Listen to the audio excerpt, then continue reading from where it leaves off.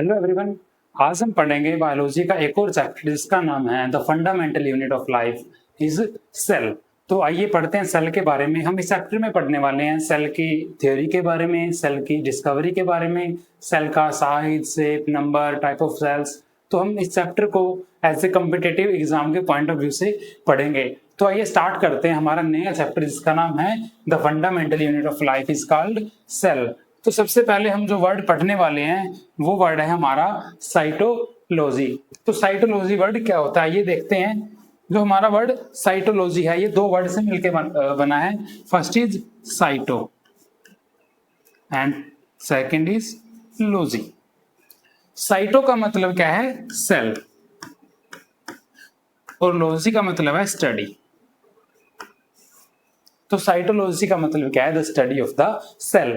आइए देखते हैं। The study of the structure and function of the cell is called cytology. Cytology क्या है? सेल के स्ट्रक्चर के बारे में पढ़ना, सेल के फंक्शंस के बारे में पढ़ना, उसी टर्म को बोलेंगे हम साइटोलॉजी। 1 मार्क्स में क्वेश्चन अक्सर आता है साइटोलॉजी क्या है? Cytology is the study of cell as the cell is the basic structure and function unit of the life. यही हमारी सेल की डेफिनेशन रहने वाली कि सेल क्या है? Cell is the structural and functional unit of the life. It is the basic unit of life.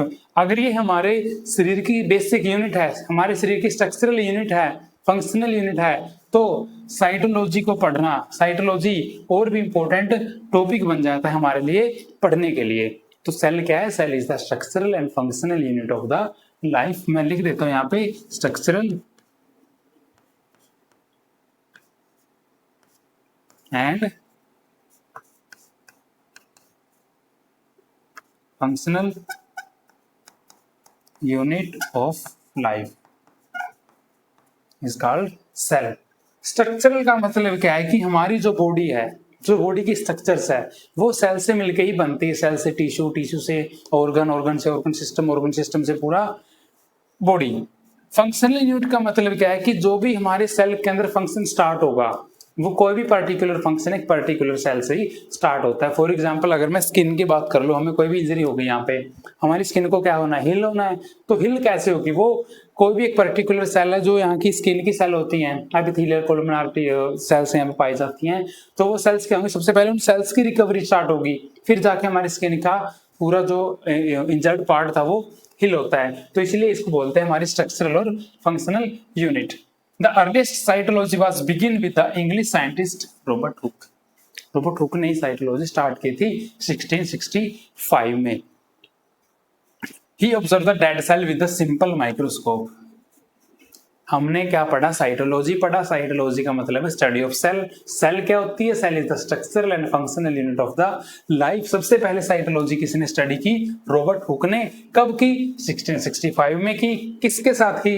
With the help of simple microscope. तो next हम देखते हैं क्या?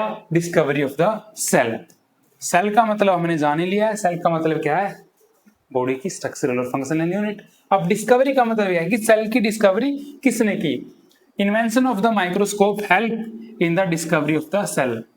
सेल की डिस्कवरी में जो हेल्प करने वाला एक इंस्ट्रूमेंट है, उस इंस्ट्रूमेंट का नाम है माइक्रोस्कोप। माइक्रोस्कोप क्या होता है? माइक्रोस्कोप एक ऐसा इंस्ट्रूमेंट है जिसके पास मैग्निफिकेशन पावर होती है। ये क्या करने में हेल्प करता है? जो स्मॉल ऑब्जेक्ट्स हैं उनको एग्जामाइन करने में हेल्प करता है। ऐसे ऑब्जेक्ट जो हम क्या नेकेड आई से नहीं देख सकते, वो हम किसकी हेल्प से देखेंगे? माइक्रोस्कोप की हेल्प से देखेंगे। तो इसी माइक्रोस्कोप की हेल्प से हमारे जो साइंटिस्ट थे जिनका नाम क्या पढ़ा था हमने पीछे? Robert Hooke. उन्हीं रॉबर्ट हुक जी ने 1665 के अंदर सेल की डिस्कवरी की थी। The first cell was discovered by, यहां से देखते हैं हम, the first cell was discovered by Robert Hooke in 1665। One more question, एक और क्वेश्चन आ गया। ये इंपॉर्टेंट क्वेश्चन है। जीके क्वेश्चन भी इसी चैप्टर से बनते हैं जो कॉम्पिटिटिव एग्जाम्स में आते हैं। तो इस आधा structure of honeycomb consist of a little compartment cells. उसने क्या किया?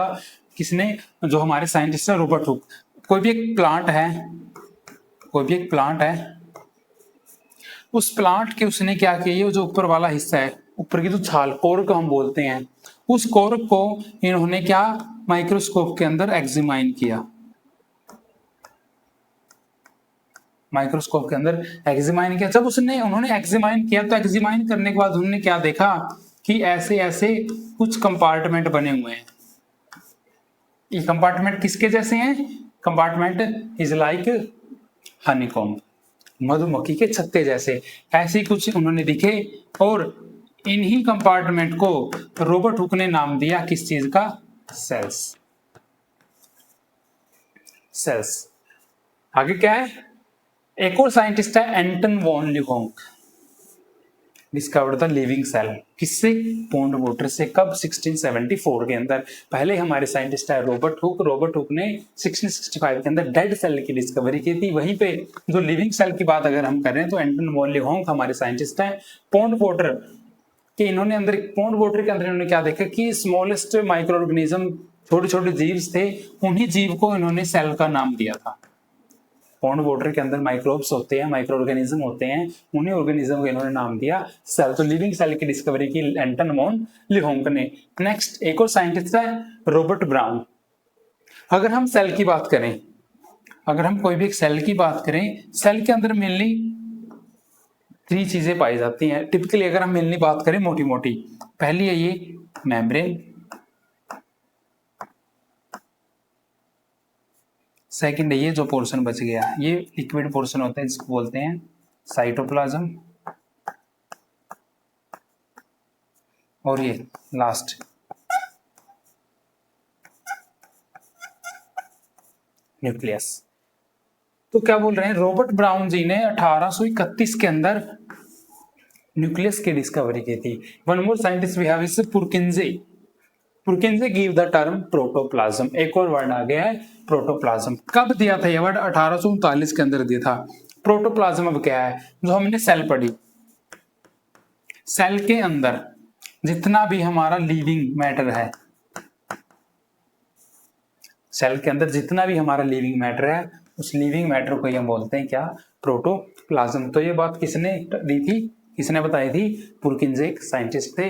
अब अगर हम बात करें डिफरेंट टाइप ऑफ माइक्रोस्कोप, तो वो हमारे क्या type of microscope? Is light microscope, scanning electron microscope और ट्रांसमिशन माइक्रोस्कोप। माइक्रोस्कोप का जिक्र हमने पहले कर लिया था। It is an instrument which have magnification power which is used to examine the small object which cannot be seen by the naked eye. Next अगर हम देखें तो ये था हमारा डिस्कवरी ऑफ द सेल। अब जो हमने पीछे बात की थी, हमारे साइंटिस्ट है रॉबर्ट हुक, 1665 के अंदर ही डिस्कवर द डेड सेल। कैसे डेड सेल इन्होंने डिस्कवर की? ये जो आपको प्लांट दिखाई दे रहा है, इस प्लांट की जो बार्क है, ये वाली ऊपर की जो छाल है, इन्होंने उठाई, थोड़ी सी स्लाइड पे रखी, स्लाइड पे रखने के बाद अपने माइक्रोस्कोप में इन्होंने एग्जामाइन किया। एग्जामाइन करने के बाद इन्होंने कुछ ऐसा सीन मिला इनको। ये जो आप देख रहे हो ये वाले पोर्शन, ये it is like honeycomb. It is like honeycomb मतलब मधुमक्खी की छत्ती जैसे। इन्होंने कुछ ऐसे पोर्शन दिखाई दिए, इन्हीं को उन्होंने नाम दे दिया सेल। तो ये थी हमारी discovery of the cell. Question भी से बनता है, who discover the cell and how? किसने सेल डिस्कवर किया? अभी तो पढ़ के आए हैं, रॉबर्ट हुक ने। कब की? 1665 के अंदर। कैसे की? He used a cork of a plant seen in his simple microscope like honeycomb, उसी को उन्होंने नाम दे दिया क्या? सेल। एक और क्वेश्चन है, living cell were discovered by. 4 scientist के नाम है, रॉबर्ट हुक, पुरकिंजे, ल्यूहोंक और रॉबर्ट ब्राउन। इनमें से कौन से साइंटिस्ट ने किसकी लिविंग सेल की डिस्कवरी की थी? बताइए। अभी हमने पढ़ा है पीछे एंटन वॉन ल्यूहोंक है, इसमें ये रहा एंटन वॉन ल्यूहोंक ने। नेक्स्ट है सेल थ्योरी। इंपॉर्टेंट टॉपिक है ये सेल थ्योरी। सेल थ्योरी की अगर हम बात करें, सेल थ्योरी दी थी 2 साइंटिस्ट ने मिलकर, एम स्केल्डन और टी स्वॉन। 2 साइंटिस्ट ने दी थी, एम स्केल्डन और टी स्वॉन। अगर हम डेट की बात करें कि सेल थ्योरी कब दी गई थी, तो cell theory is given by 38 and 39। 1838 and 1839 के अंदर किसने दी थी? एम स्केल्डन और टी स्वॉन ने दी थी। क्या बताया था इन्होंने सेल थ्योरी में? क्या होती है cell theory? According to the cell theory, all the living organism are made of cell and product of the cell. कि जितने भी लिविंग ऑर्गेनिज्म वो सेल से बने हैं और सेल का ही प्रोडक्ट है। ये था इनका पहला point. Second point, all the cells are arise from pre existing cell. ये वर्ड थे हमारे एक साइंटिस्ट, इसका नाम है रुडोल्फ विर्चो। रुडोल्फ विर्चो ये रहे। 1855 के अंदर इन्होंने एक टर्म दी थी जिसका नाम था ओमनीसेलुला ई सेलुला। ओमनीसेलुला ई सेलुला, जिसका मतलब क्या था, a new cells are arise from the pre existing cell, कि जो भी हमारी नई सेल बनेगी वो पुरानी सेल से ही निकल के आएंगी। उसको उन्होंने वर्ड दिया था ओमनस सेलुला ई सेलुला। तो ये थे हमारे सेल थ्योरी के 2 पॉइंट। पहला पॉइंट क्या था कि सभी लिविंग ऑर्गेनिज्म सेल से मिलकर बने हैं और सेल के ही प्रोडक्ट हैं। दूसरा पॉइंट क्या था, all the cells are arise from pre existing cell. सभी सेल जो नई बन रही हैं वो किससे निकलती हैं, अपनी पुरानी सेल से ही निकल रही हैं। अगर हम ड्रॉबैक्स की बात करें, ड्रॉबैक्स का मतलब क्या होता है, कमियां होती हैं। सेल थ्योरी की कमी क्या थी, they didn't give an idea about the how new cells are formed. इन्होंने बता तो दिया कि पुरानी सेल से नई सेल बन रही हैं, लेकिन उसका आइडिया नहीं दे पाई कि कैसे बन रही हैं, हाउ। तो ये इसका एक ड्रॉबैक्स था। तो ये थी हमारी सेल थ्योरी। हमने सेल डिस्कवरी पढ़ी, सेल थ्योरी पढ़ी। अब नेक्स्ट है हमारा क्या, सेल थ्योरी का topic pick question. Cell arise from pre existing cell was stated by, अभी पढ़ा है हमने रुडोल्फ विर्चो।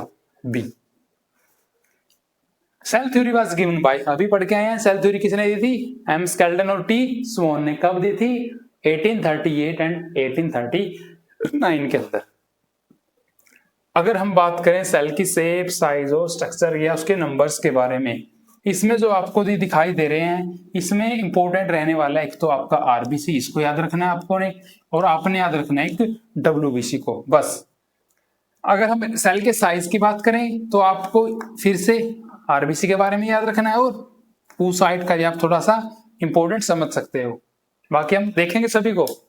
तो सेल शेप की अगर बात करें, जो हमारी आरबीसीज होती हैं, ह्यूमन रेड ब्लड सेल्स, पीछे बढ़ के आए हैं हम, इनको हम क्या एरिथ्रोसाइट्स भी बोलते हैं। तो उनकी शेप जो सेल्स होती हैं, उनकी shape biconcave and round shape cell होते हैं वो। अगर बात करें white blood cells, white blood corpuscles की, तो उनकी शेप कैसी होती है, एमीबॉइड शेप। थर्ड है कोलमनार एपिथेलियम, स्टार्टिंग में बात की थी, जो यहाँ पे हमारे एपिथेलियल टिश्यू के अंदर प्रेजेंट होती हैं, वो कोलमनार एपिथेलियम, वो कैसी होती है, नैरो और लॉन्ग। थर्ड है मीजोफाइल सेल, ये मीजोफाइल सेल कहाँ पे पाई जाती है, मीजोफाइल सेल पाई जाती हैं जो प्लांट्स हैं, प्लांट्स के अंदर जो लीव्स हैं, लीव्स के अंदर मीजोफाइल सेल पाई जाती हैं। इनके अंदर क्लोरोप्लास्ट होता है। ये क्या करवाते हैं, ये फोटोसिंथेसिस करवाने में हेल्प करते हैं, जिससे क्या करते हैं, प्लांट्स अपना फूड प्रिपेयर करते हैं। तो वहीं पे मेसोफाइल सेल्स पाई जाती हैं। ये अगर हम बात करें सेल शेप की, तो ओवल एंड राउंड शेप है ये। नेक्स्ट अगर सेल साइज की बात करें तो 7 to 8 माइक्रोमीटर आरबीसी का डायग्राम है। और ह्यूमन oocytes की बात करें, oocytes means egg, human egg which is released by the female, 120 micrometer. Human body में जो सेल्स पाई जाती है उनका क्या साइज है, 1 to 100 माइक्रोमीटर। और mycoplasma are the smallest cell which are survive without the oxygen also. Important topic है, जो क्या करता है, बिना O2 के ये सर्वाइव कर जाता है। कितना डायमीटर है इसका, स्मॉलेस्ट सेल 0.1 माइक्रोमीटर, बहुत छोटी। नेक्स्ट है हमारा यही की सेल शेप साइज अगर हमने बात की, तो उसमें इंपॉर्टेंट थी हमारी आरबीसीज, रेड ब्लड सेल्स, जो हमने ये पढ़ी। रेड ब्लड सेल्स की क्या थी, biconcave shape, round and biconcave shape. Next WBC कैसी शेप है, एमीबॉइड शेप है। अमीबा देखी होगी आपने डायग्राम में, ऐसे शेप है। Columnar epithelium narrow and long, लंबी है बट पतली है। ये हमारी एक नर्व सेल है। नर्व सेल क्या होती है, नर्व सेल भी हमारी स्ट्रक्चरल एंड फंक्शनल यूनिट होती है नर्वस सिस्टम की। ये इंपॉर्टेंट क्वेश्चन है 1 मार्क्स के सभी। हमारी जो ये नर्व सेल है, ये क्या होती है, स्ट्रक्चरल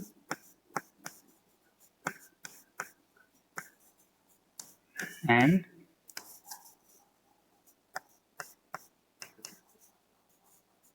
फंक्शनल यूनिट ऑफ किस चीज की, नर्वस सिस्टम की।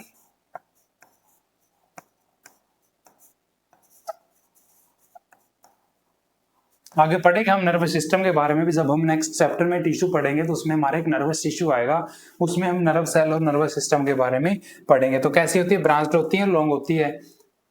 ये इसकी ब्रांचेस हैं, और ये इनकी लेंथ है, लॉन्ग होती हैं। ये मेसोफाइल सेल्स हैं जो प्लांट्स में पाई जाती हैं, ओवल और राउंड शेप की पाई जाती हैं। सेल नंबर, सेल नंबर का मतलब क्या है कि अगर एक सेल प्रेजेंट है उसको क्या बोलेंगे, दो सेल प्रेजेंट है उनको क्या बोलेंगे, दो से ज्यादा प्रेजेंट है उनको क्या बोलेंगे।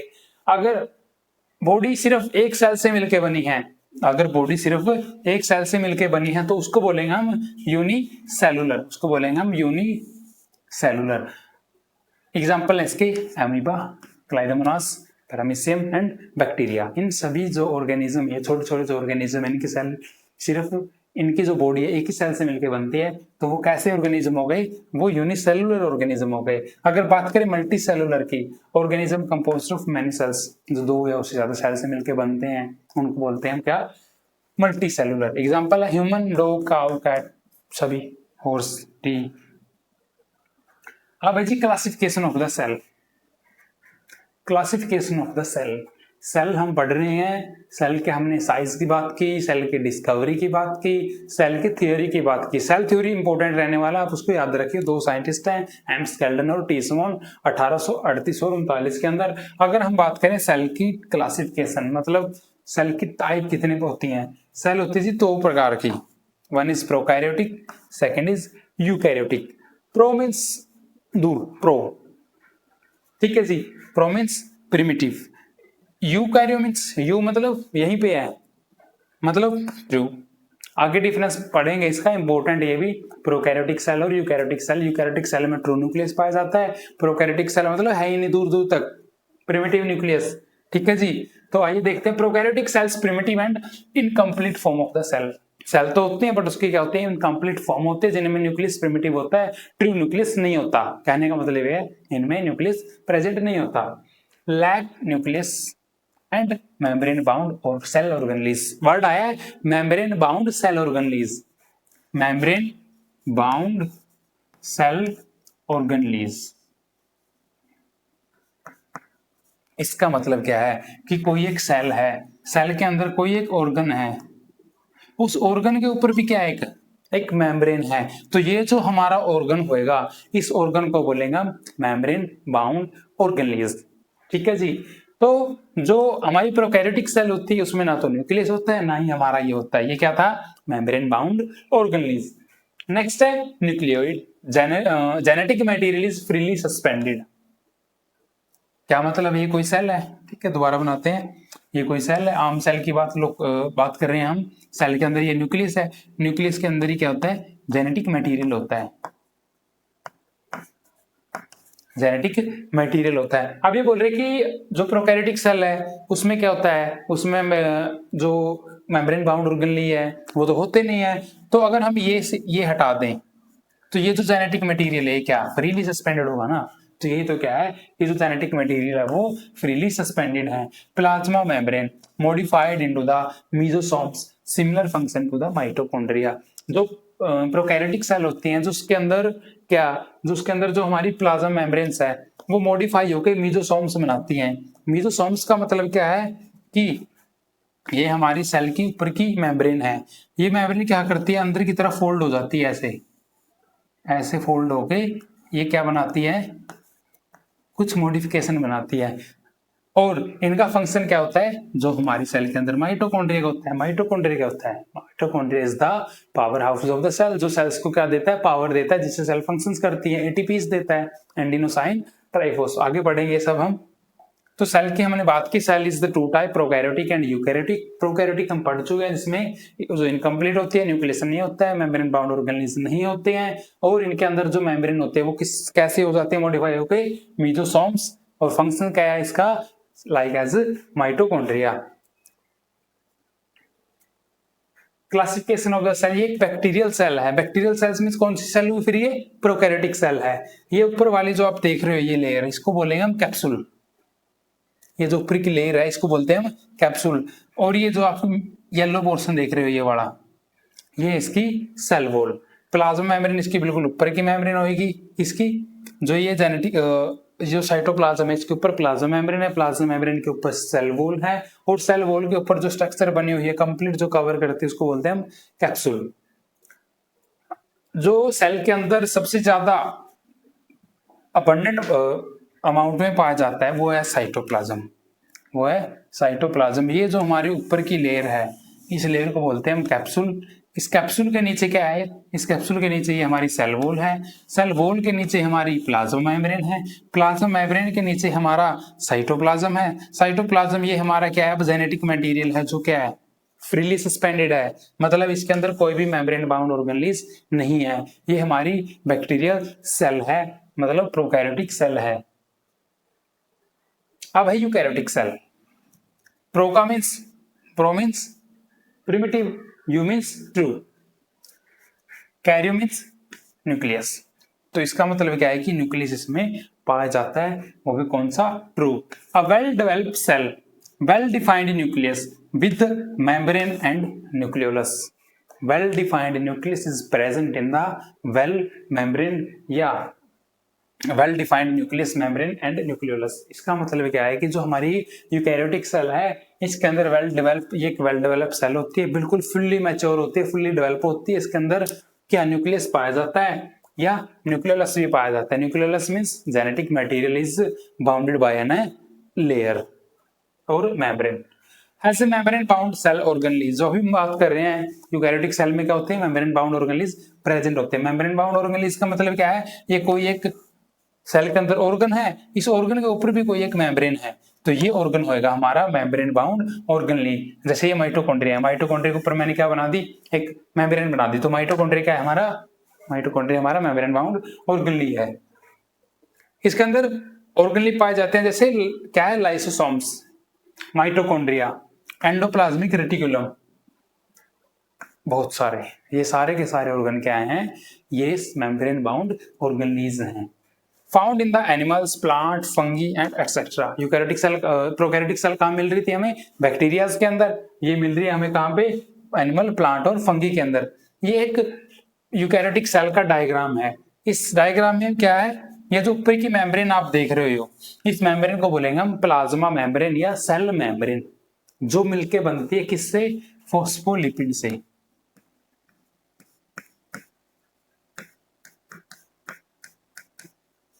फॉस्फोलिपिड से, फॉस्फोलिपिड की भी ये बाई लेयर होती है, फॉस्फोलिपिड की ये बाई लेयर होती है, दो लेयर्स होती हैं। वो लेयर किससे मिलकर बनती है, फॉस्फोलिपिड से। तो जो हमारी सेल मेम्ब्रेन है, अगर हम पूछें उसका नेचर कैसा है, तो उसका नेचर कैसा है, लिपिड नेचर है उसका, ठीक है जी, क्योंकि ये किससे मिलकर बनती है, फॉस्फोलिपिड नेचर से मिलकर बनती है। ये जो आप देख रहे हो ये वाले ऑर्गन, आप इनको बोलते हैं हम माइटोकॉन्ड्रिया। ये है हमारा सेल के अंदर पाया जाने वाला सबसे ज्यादा कंटेंट, साइटोप्लाज्म। ये छोटे छोटे रेड कलर के, इनको बोलेंगे हम लाइसोसोम्स। ये वैक्यूल्स हैं। इन सभी ऑर्गेनेल्स के बारे में पढ़ने वाले हैं, आगे टॉपिक में पढ़ेंगे। बस ये जस्ट इंट्रो है। वैक्यूल्स क्या होते हैं, बैग लाइक से सैक लाइक स्ट्रक्चर होती है जो खाली पड़े होते हैं, ठीक है जी। ये फिर से माइटोकॉन्ड्रिया आ गया हमारा। ये गोल्गी अपरेटस है, पैकेजिंग मटेरियल बोलते हैं इसको। ये क्रोमेटिन है, ये पूरा का पूरा हमारा न्यूक्लियस है, न्यूक्लियस के अंदर हमारा जेनेटिक मटेरियल है। और ये है जी हमारा एंडोप्लाज्मिक रेटिकुलम, जिसके अंदर क्या बनते हैं, प्रोटीन्स बनते हैं, फैट बनते हैं। तो ये था हमारा क्या, eukaryotic cell. How is the prokaryotic cell is different from the eukaryotic cell. हमने क्या करना है, हमने एक साइड लिखनी है हमारी प्रोकैरियोटिक सेल, एक साइड लिखनी है हमने यूकैरियोटिक सेल, फिर उनका लिखना है क्या, डिफरेंस। डिफरेंस कैसे, डिफरेंट कैसे, यही कि ये सेल छोटी होती हैं, ये बड़ी होती हैं, इनमें मेम्ब्रेन बाउंड ऑर्गेनेल्स नहीं पाए जाते, इनमें पाए जाते हैं, ठीक है जी। इनमें जो जेनेटिक मटेरियल है वो फ्रीली सस्पेंडेड है, इनमें सस्पेंडेड नहीं है। ऐसे 6-7 डिफरेंसेस हमने लिखने हैं, ये हमने लिख भी रखे हैं। Difference between the prokaryotic and eukaryotic cell. सबसे पहले बात करते हैं हम सेल के साइज के बारे में।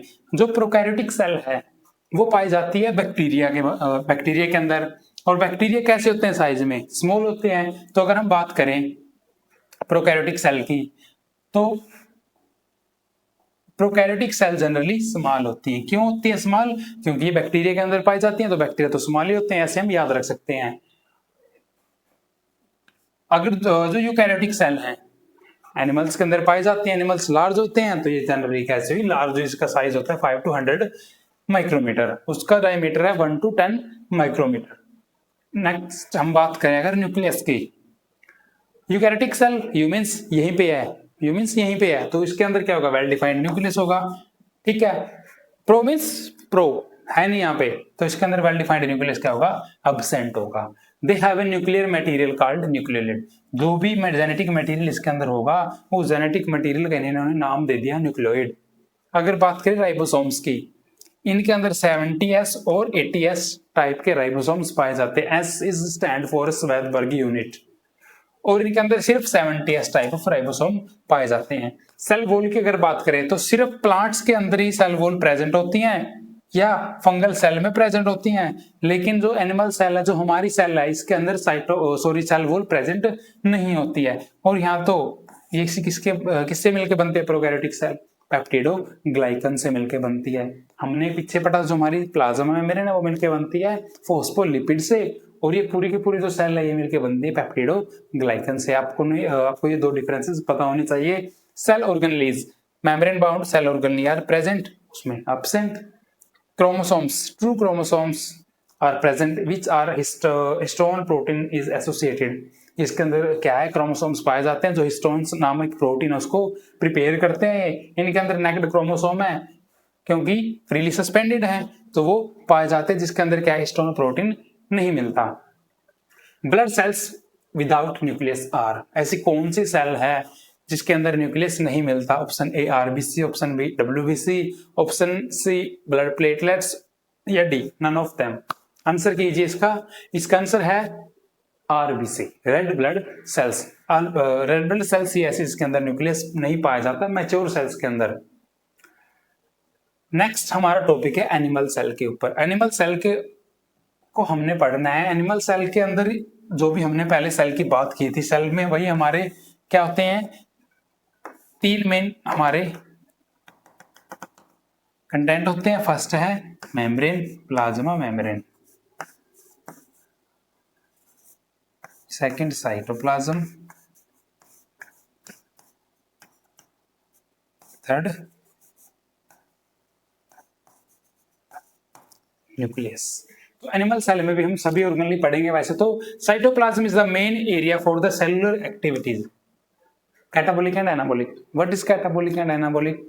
It's the type of the metabolism. Metabolism क्या है? The sum of all the chemical reaction that occurring inside the body. ये आपको मैं हर क्लास में बता रहा हूँ शायद मेटाबॉलिज्म क्या होता है। तो जो भी हमारा मेटाबॉलिज्म है, चाहे वो कैटाबॉलिज्म है चाहे वो एनाबॉलिज्म है। कैटाबॉलिज्म का मतलब क्या है कि कोई भी एक कुछ भी लगा लो आप, कोई भी एक कंपाउंड है, वो कंपाउंड दो में टूट रहा है, वो हमारा कैटाबॉलिज्म। एनाबॉलिज्म क्या है कि कोई भी दो कंपाउंड मिलके एक कंपाउंड बना रहे हैं, वो हमारा एनाबॉलिज्म। तो ये सारा का सारा जो होता है ये हमारा किसके अंदर होता है? साइटोप्लाज्म के अंदर ही होता है। तो साइटोप्लाज्म ही हमारी सेलुलर एक्टिविटी का मेन साइट है। Cell walls absent, cell wall क्या होती है इनके अंदर? अब्सेंट होती है। क्यों? Due to which its shape is irregular. जो प्लांट की सेल्स होती है ना, उन सेल की जो शेप होती है वो बिल्कुल रेगुलरली शेप होती है, या तो ऐसी होंगी या राउंड होंगी, मतलब रेगुलर होंगी। हमारी जो शेप होती है वो इरेगुलर शेप की होती है क्योंकि इनमें सेल वॉल प्रेजेंट नहीं होती है। Membrane bound organelles are present like mitochondria, endoplasmic reticulum, Golgi apparatus. ये हम पीछे पढ़ के आ चुके हैं कि मेम्ब्रेन बाउंड ऑर्गेनेलीज क्या होते हैं, जिनके ऊपर मेम्ब्रेन पाई जाती है। Ribosomes non membranous cell organelles, protein synthesis. Animal cell की अगर बात करें तो एनिमल सेल में राइबोसोम्स पाए जाते हैं। वो राइबोसोम्स नॉन मेम्ब्रेनस होते हैं, उनके ऊपर मेम्ब्रेन प्रेजेंट नहीं होती। काम क्या है उनका? प्रोटीन को सिंथेसिस करना, प्रोटीन बनाना। Plastids are absent. प्लास्टिड क्या होते हैं? एनिमल सेल के अंदर नहीं पाए जाते हैं। Nucleus is centrally placed due to the absence of a large central vacuoles. जो प्लांट सेल है उसके अंदर वैक्यूल्स पाए जाते हैं। वैक्यूल्स का मतलब क्या है? ये एक सेल है और ये मैंने खाली वो बना दिए बैग लाइक स्ट्रक्चर, जो क्या होते हैं अंदर से खोखले होते हैं, खाली होते हैं। ये सिर्फ प्लांट सेल में पाए जाते हैं। तो हमारी जो सेल्स है उसके अंदर क्या है, जो लार्ज सेंट्रल वैक्यूल्स है वो प्रेजेंट नहीं होते हैं, जिससे क्या होता है न्यूक्लियस बिल्कुल सेंटर में प्लेस किया जाता है। फिर सेल के ये सेल है, इसके सेंटर में हमने न्यूक्लियस प्लेस कर दिया। क्यों किया जाता है ऐसा? Due to absent of the vacuoles. Next है animal cell like vacuoles if present has a small multiple vacuoles. वैसे तो होते नहीं है, अगर होते हैं तो क्या होते हैं? बिल्कुल स्मॉल साइज के मल्टीपल होते रहते हैं। Small multiple vacuoles. Food storage, हमारे जो सेल है, जो फूड हमने खाया वो किसकी फॉर्म में स्टोर होता है, ग्लाइकोजन की फॉर्म में हमारी सेल फूड को स्टोर करती है। Centrosome is present, cell divide by the furrow formation. Furrow ये सेल है, इसके अंदर जो हमारा न्यूक्लियस है इससे क्या होगा, सेल डिवीजन होगा, यही हमारी फ्यूरो फॉर्मेशन है। न्यूक्लियस डिवाइड करेगा, जिससे एक सेल बनेंगे 1 से 2, 2 से 4, 4 से 8। तो ये थी हमारी एनिमल सेल। ये जो डायग्राम आप देख रहे हैं, जो हमने सभी के सेल ऑर्गेनेल्स हमने पढ़े, चाहे उसमें राइबोसोम है, न्यूक्लियस है, न्यूक्लियोलस है, ईआर है, एंडोप्लाज्मिक रेटिकुलम है, सेंट्रोसोम है, गोल्गी बॉडीज है, राइबोसोम्स है, साइटोप्लाज्म है, ये सारे के सारे जो ऑर्गन्स है एक एनिमल सेल के अंदर पाए जाते हैं। इनका फंक्शन हमने पढ़ लिया है। एंडोप्लाज्मिक रेटिकुलम जो क्या करता है, प्रोटीन सिंथेसिस करता है। न्यूक्लियस जो हमारा जेनेटिक मटेरियल जो सेल डिवीजन में हेल्प करता है। गोल्गी बॉडीज जिसको हम पैकेजिंग मटेरियल भी बोलते हैं। माइटोकॉन्ड्रिया जो हमारे क्या है, पावर हाउस है। और क्या, सेल मेम्ब्रेन जो क्या करती है, हमारी सेल को प्रोटेक्ट करती है। और जो भी कोई भी कंपाउंड या तो बाहर जाना है या अंदर आना है, उसको कौन देखती है, हमारी सेल मेम्ब्रेन ही देखती है। जो हमारा इंपोर्ट या एक्सपोर्ट सिस्टम है वो कौन तय करती है, हमारी सेल मेम्ब्रेन तय करती है। तो ये थी हमारी एक टिपिकल प्लांट सेल और एनिमल सेल में थोड़ा सा डिफरेंस। जो हमारे एनिमल सेल होती है वो साइज में स्मॉल होती है, वो साइज में बड़ी होती है। एनिमल सेल के अंदर सेल वॉल प्रेजेंट नहीं होती। क्यों नहीं होती? क्योंकि इसके अंदर वैक्यूल्स प्रेजेंट नहीं होते। इनके अंदर वैक्यूल्स प्रेजेंट होते हैं तो इनके अंदर सेल वॉल पाई जाती है। एक और बात है, इनके अंदर सेल वॉल पाने का मतलब क्या है कि इनकी जो शेप होगी वो रेगुलर होगी। और due to lack of a cell wall तो animal cells has a irregular shape. Next है न्यूक्लियस इज सेंटर। सेंटर की में वही, इनके अंदर वैक्यूल्स नहीं है। वैक्यूल्स आर द क्या होते हैं, एम्प्टी बैग लाइक स्ट्रक्चर। इनके अंदर वैक्यूल्स प्रेजेंट है तो न्यूक्लियस एक साइड में कर देते हैं न्यूक्लियस को। ये इनके अंदर एक वैक्यूल्स पाया जाता है, ये ज्यादा भी हो सकते हैं। Many vacuoles cannot synthesis the nutrients. No plasmodesmata. Synthesize nutrients has plasmodesmata. इसका मतलब क्या है कि जो प्लांट सेल है ये न्यूट्रिएंट्स को बनाती है, और जो हमारी जो एनिमल सेल्स है ये न्यूट्रिएंट्स को बनाती नहीं है, क्या करती है, बाहर से कंज्यूम करती है ये। तो अगर हम बात करें प्लांट सेल और एनिमल सेल के बारे में, हमने पीछे पढ़ा था कि जो वैक्यूल्स होते हैं वो सेल की शेप को डिसाइड करते हैं, और जो सेल वॉल होते हैं वो भी सेल की शेप को डिसाइड करते हैं। तो ये हमारी क्या है, एक प्लांट सेल है। ये एक रेगुलर शेप में। क्यों रेगुलर शेप में? क्योंकि इसके अंदर क्या पाई जाती है, सेल वॉल। अब ये जो हमारी एनिमल सेल है वैसे तो आपको राउंड दिखाई दे रही है, बट इसकी शेप होती है जो इरेगुलर शेप की होती है, क्योंकि इसके अंदर सेल वॉल प्रेजेंट नहीं है। अगर बात करें हम ऑर्गेनेल्स की जो इसके अंदर प्रेजेंट है, जैसे कि ये हमारा क्या है, ये हमारा न्यूक्लियस जेनेटिक मटेरियल है जो एक सेंटर में प्लेस्ड होता है। सेंटर में क्यों प्लेस्ड होता है? क्योंकि इसके अंदर वैक्यूल्स प्रेजेंट नहीं होते हैं। वैक्यूल्स क्या होते हैं? Vacuoles are empty cycle like structure that cover the huge area of the cell. ये हमारे जो आपको दिखाई दे रहे हैं सिस्टर्ने हैं, ये हमारे लाइसोसोम्स हैं, ये हमारे क्या है, जो हमारा न्यूक्लियस जब डिवाइड होता है तो वो डिवाइड होता है हमारे क्रोमेटेनियस सेंट्रोसोल से, तो ये हमारा वही पार्ट है। अगर बात करें प्लांट सेल में, ये हमारा जो न्यूक्लियस है ये असाइड है। असाइड क्यों? क्योंकि जो ज्यादा सा एरिया है वो किसने घेर लिया है, वैक्यूल्स ने घेर लिया है। ये फ्लैजिला, सीलिया वगैरह पाए जाते हैं जो प्लांट सेल में क्या करते हैं, मूवमेंट कराने में हेल्प करते हैं। तो ये था हमारा प्लांट सेल और एनिमल सेल्स। नेक्स्ट हम पढ़ेंगे structure and structural organization of the cell की सेल बनती कैसे है। हम अगर सेल की बात करें तो सेल में 3 बेसिक कंपोनेंट होते हैं, cell membrane, nucleus and cytoplasm. जो साइटोप्लाज्म है वो सेल का मोस्ट अबाउंडेंट कंटेंट है जो सेल को कवर करके रखता है। ये अगर हम बात करें कोई भी एक टिपिकल सेल के अंदर, ये जो पूरा का पूरा कवरेज एरिया है, इसको एरिया को बोलेंगे हम साइटोप्लाज्म। और जो सेंटर में प्लेस्ड है उसको बोलते हैं न्यूक्लियस, जो ऊपर की कवरिंग है उसको बोलते हैं प्लाज्म मेम्ब्रेन। तो अगर हम बात करें प्लांट सेल की, प्लांट सेल मेनली बनते हैं प्रोटोप्लास्ट और सेल वॉल से। सेल वॉल क्या है? जो सेल को रिजिडिटी प्रोवाइड करती है, सेल को प्रोटेक्शन देती है। अब प्रोटोप्लास्ट में हमारी प्लाज्म मेम्ब्रेन और प्रोटोप्लाज्म आ जाते हैं। प्रोटोप्लाज्म क्या होती है? The living matter that is present inside the cell. और सेल प्लाज्म मेम्ब्रेन क्या होती है? जो प्लाज्मा जो सेल्स को शेप देती है। प्रोटोप्लाज्म में हमारे न्यूक्लियस और साइटोप्लाज्म आएंगे। साइटोप्लाज्म हमने पढ़ ही लिया है क्या होता है, the most abundant content present in the cell. Nucleus के अंदर सेल ऑर्गेनलीज जैसे mitochondria, plastid, lysosomes, endoplasmic reticulum और ग्रेन्यूल्स। नेक्स्ट क्लास में हम पढ़ेंगे हमारे जो ये सेल ऑर्गेनलीज हैं, प्लास्टिड, एंडोप्लाज्मिक रेटिकुलम, माइटोकॉन्ड्रिया, इन सभी को हम डिटेल्स में पढ़ेंगे। So thank you for watching, please share and subscribe my channel. Thank